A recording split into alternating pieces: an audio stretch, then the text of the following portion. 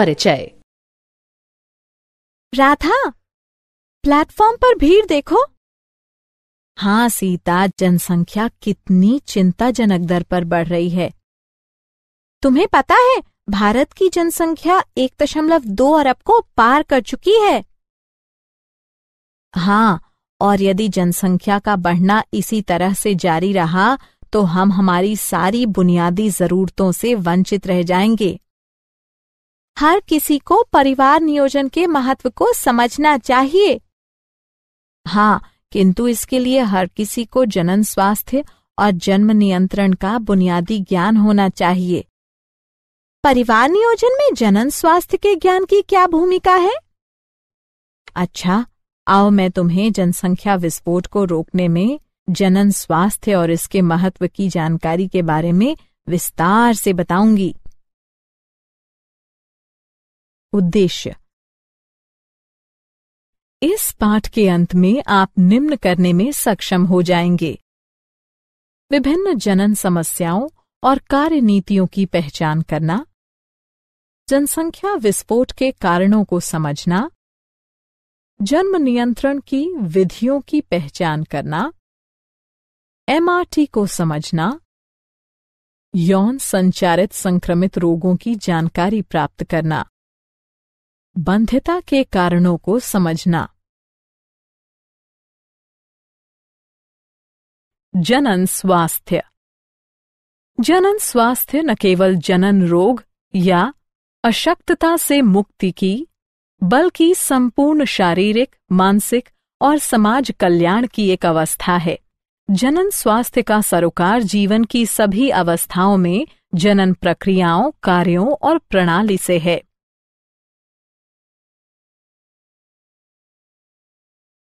जनन स्वास्थ्य समस्याएं।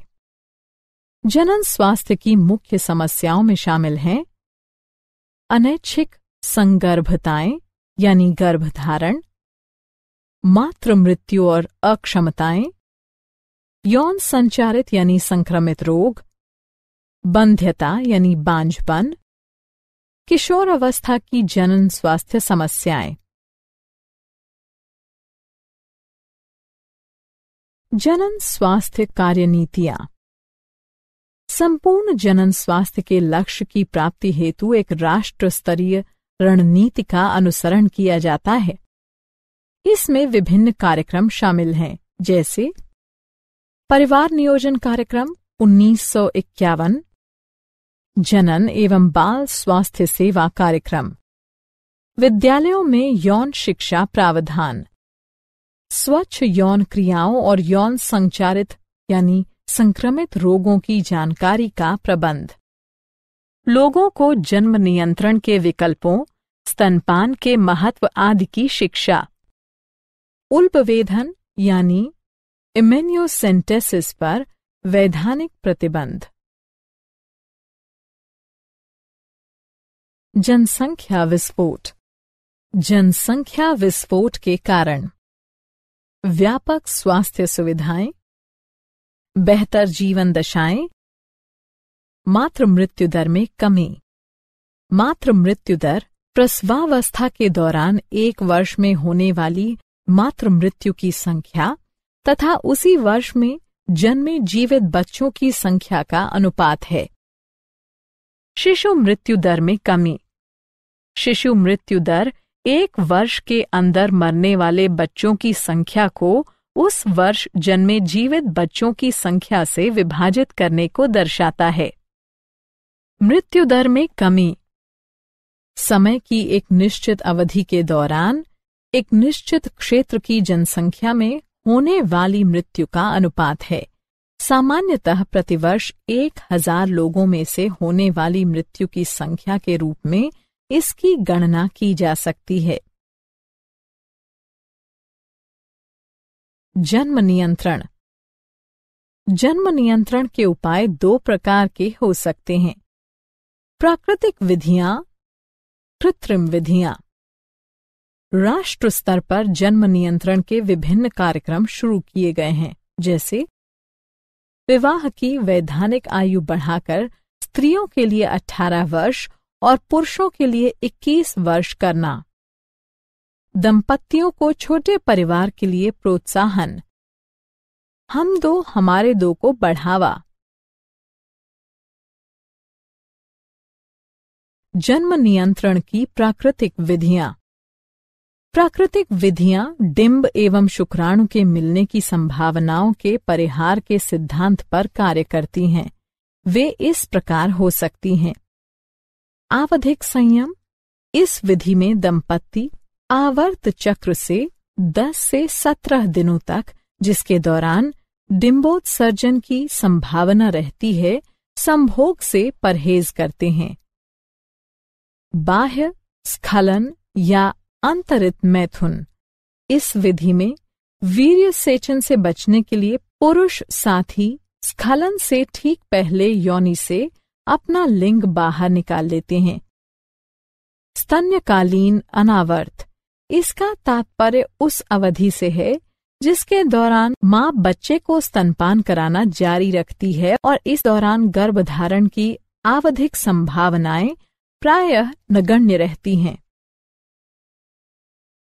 जन्म नियंत्रण की कृत्रिम विधियां। रोध विधि। रोधक साधनों के माध्यम से अंडाणु और शुक्राणु को भौतिक रूप से मिलने से रोका जाता है। उदाहरण कंडोम। ये रबर या लेटेक्स के बने होते हैं जिनसे पुरुषों के लिंग या स्त्रियों की योनि या गर्भाशय ग्रीवा को मैथुन से ठीक पहले ढका जाता है। इसके फलस्वरूप स्त्री के जनन मार्ग में शुक्राणु का प्रवेश नहीं हो पाता है। डायफ्रम यानी तनुपट, गर्भाशय ग्रीवा टोपी, वॉल्ट। अंतःगर्भाशयी युक्तियां। ये युक्तियां विशेषज्ञों द्वारा योनि मार्ग से गर्भाशय में लगाई जाती हैं। ये शुक्राणुओं की भक्षकाणु क्रिया यानी फैगोसाइटोसिस बढ़ा देती है, जिससे शुक्राणुओं की गतिशीलता तथा निषेचन क्षमता कम हो जाती है।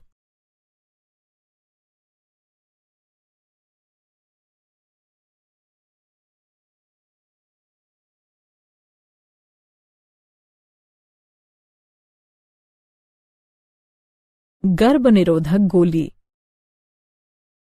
प्रोजेस्टेरॉन अथवा प्रोजेस्टोजन एस्ट्रोजन के सम्मिश्रण की छोटी खुराकों के रूप में उपलब्ध।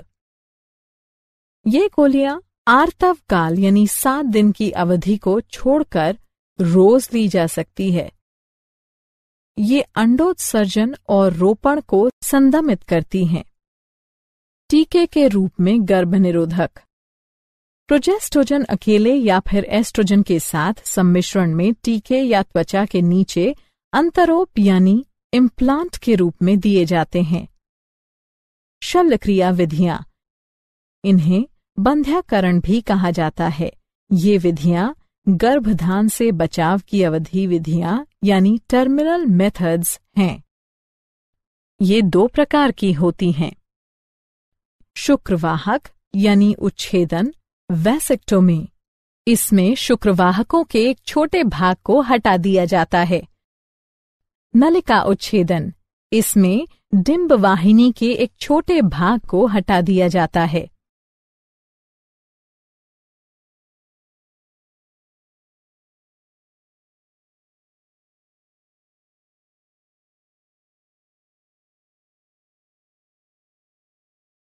सगर्भता का चिकित्सीय समापन।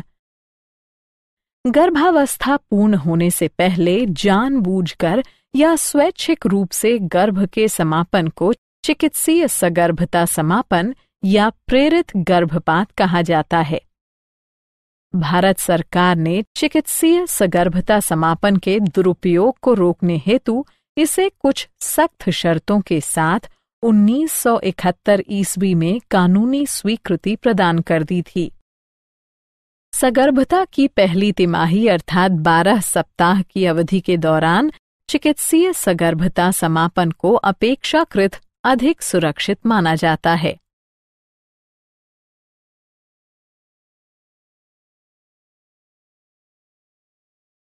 यौन संचारित रोग। सहवास जन्य रोगों या संक्रमणों को सामूहिक रूप से यौन संचारित रोग कहा जाता है।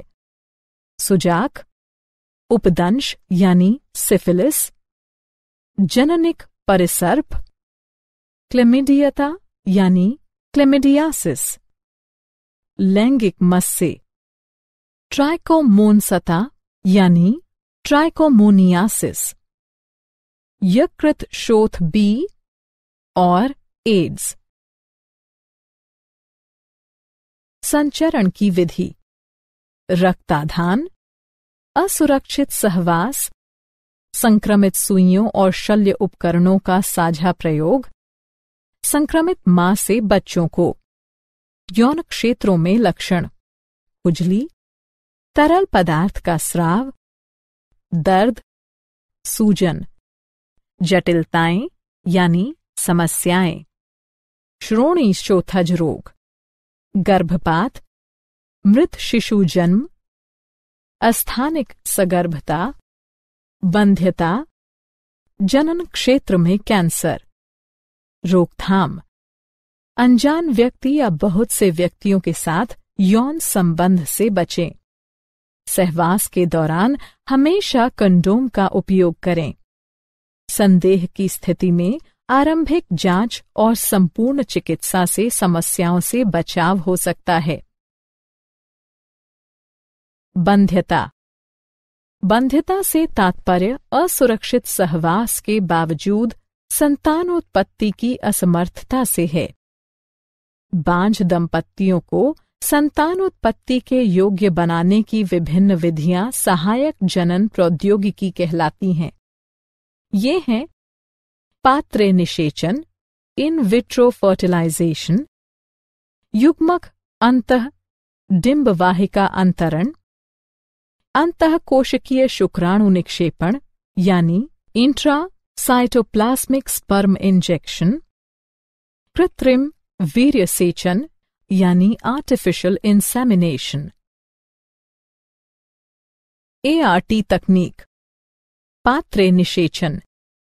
इस विधि में प्रयोगशाला में अनुरूपी परिस्थितियों में पत्नी या दाता स्त्री के डिंब और पति या दाता पुरुष के शुक्राणु एकत्र कर उन्हें युग्मनज का निर्माण करने हेतु प्रेरित किया जाता है।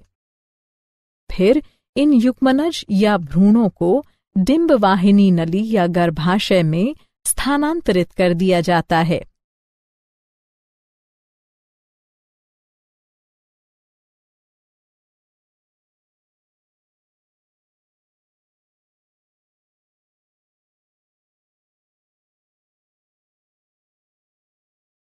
युग्मक अंतः डिंबवाहिनी नली स्थानांतरण: इस विधि में दाता के डिंब को दूसरी स्त्री की डिंबवाहिनी नली में स्थानांतरित कर दिया जाता है।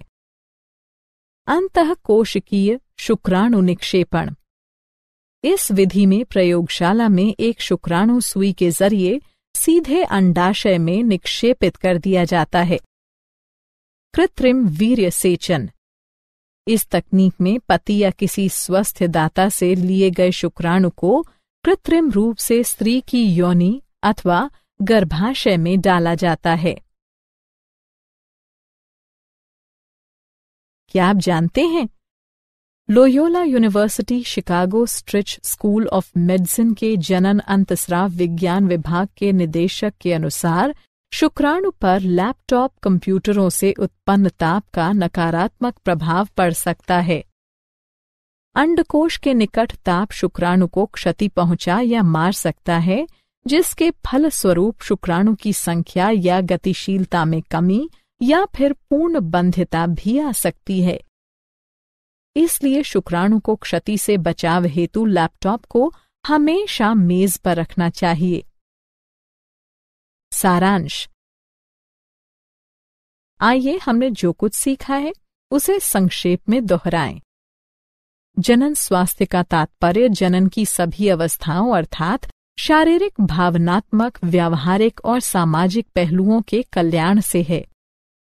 स्वास्थ्य की बेहतर सुविधाओं तथा जीवन के रहन सहन की बेहतर परिस्थितियों के कारण जनसंख्या में विस्फोटक वृद्धि को बढ़ावा मिला। जन्म नियंत्रण के लिए विभिन्न गर्भनिरोधक उपाय अपनाए जा सकते हैं। चिकित्सीय सगर्भता समापन आमतौर पर बलात्कारों, संयोगिक सहवास आदि के कारण होने वाली अनचाही सगर्भता से छुटकारा दिलाने हेतु किया जाता है। वहीं एमटीपी की यह क्रिया उस स्थिति में भी की जा सकती है जब गर्भावस्था का जारी रहना मां या भ्रूण अथवा दोनों के लिए हानिकारक अथवा घातक हो। सहवास के कारण संचारित होने वाले रोग या संक्रमण यौन संचारित रोग यानी एसटीडी कहलाते हैं। 2 वर्षों तक बिना किसी सुरक्षा के सहवास के बाद भी गर्भाधान अथवा संतानोत्पत्ति न हो पाने की स्थिति बंध्यता कहलाती है।